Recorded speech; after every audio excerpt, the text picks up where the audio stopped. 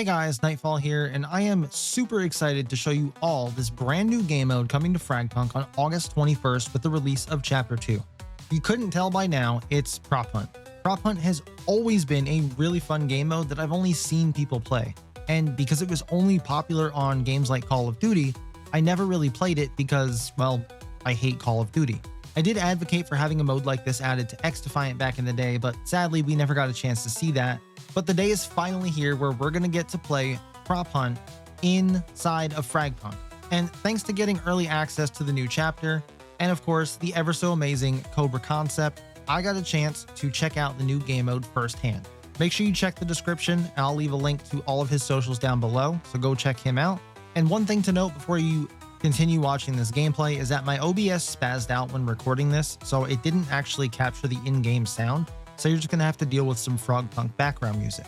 This new game mode will be playable on several different maps that already exist today in the game, as well as the brand new map Suburbia, which I'll cover more extensively in a later video. But for now, I want to focus more on the specifics of the game mode. I'm not entirely sure if this will be a playable arcade mode. I really hope it is, and you're not forced to have a custom game and find people that way. But it is at least accessible from the custom games menu, and you can have up to 20 people. The default rules of this mode give the hunters 3 minutes to find and kill all of the props, and every 30 seconds, as depicted by the whistle icon on the left of the screen, all the props will make a whistle sound so you can try to identify where they are. Now at the halfway mark, all props are forced to transform into a different prop, which could throw off your entire hiding spot and fuck up any chance you have of winning. And for the hunters in the final 30 seconds of the game, they get an active boost called Hunting Fever, where they have increased movement speed and unlimited ammo in a, what I would assume, a last-ditch attempt to hunt down those pesky props. Pretty much your average prop hunt game mode that you've seen in other games before.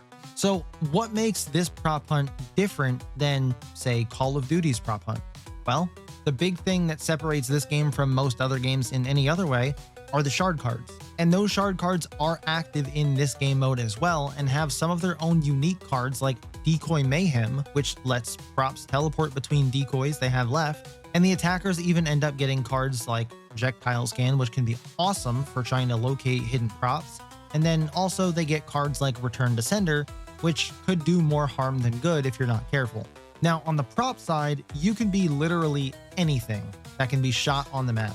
I've been things as small as a book, ranging all the way up to a tree. Yes, a whole ass tree that I would have actually won this round had I not told him where I was last second, because he just needed to see how ridiculous I look. I went back outside because it's literally the only place I could go right now. Just out of curiosity, I wanted to be tied, so come back up the ramp by the garage, like coming outside of the garage. The ramp by the garage, or outside by the pool. I'm a tree. Yeah. Are you also a tree now? No. Okay, that tree does not belong there. But as a decoy, obviously your job is to not get killed, and you have a few tools at your disposal. You can leave up to 3 decoys for your prop. You get 1 flash, you get 1 transform aside from the forced transform at the halfway point, and you can also rotate and lock your prop into place.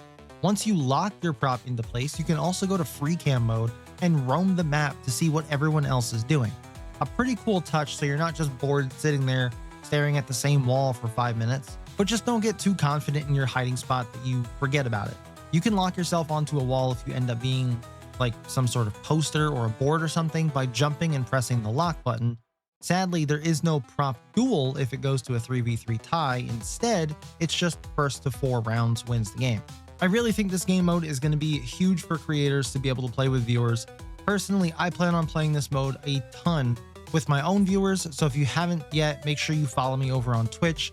And I even might want to have some tournaments for it and just overall have some fun and take a break from the typical ranked grind for a bit. If you aren't subscribed to the channel yet, make sure you do that now. Turn notifications on, because I'll have a video later today reviewing the new Lancer Ixchel and her abilities and what the best ways I think would be to use her in a game. So let me know down in the comments how you feel about playing Prop Hunt and FragPunk, and I'll catch you guys in the next one. Oh my god. You really couldn't go anywhere. I got away from you. I was that little stool or whatever I was, and I transformed when I got to the bottom of the garage, and I turned into a tree. I was like, oh, that's not good. Watching that tree moving across the map when I turned the corner was a little disorienting. Did not know what was going on.